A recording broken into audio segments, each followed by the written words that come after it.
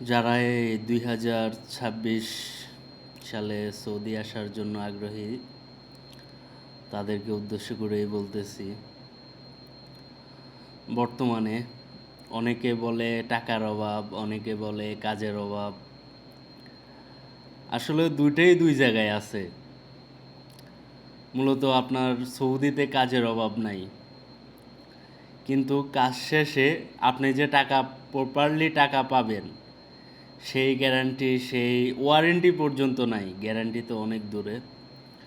তো যার কারণে আমরা মাঝে মধ্যে বলে থাকি যে সৌদিতে কাজের অভাব। আসলে কাজের কোনো অভাব নাই। আপনাকে অনেকে খাটানোর জন্য প্রস্তুত হয়ে আছে, বাট টাকা দিয়ে কাজ করানোর কোনো লোক এখন এই সৌদিতে আপাতত নাই, খুবই কম।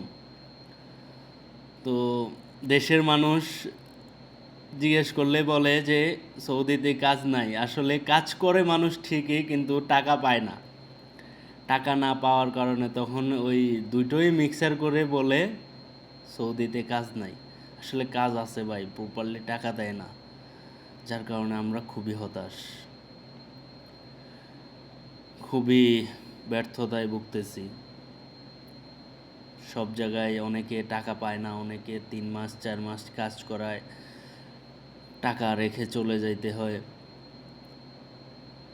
আসলে খুবই খারাপ লাগে এই বিদেশের মাটিতে এত দূর থেকে এসে একটা মানুষ কাজ করে টাকার জন্য।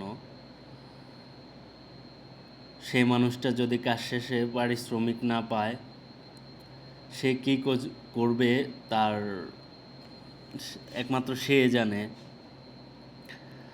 তো আশা করি বুঝতে পারছেন। ভালো থাকবেন। আল্লাহ হাফেজ।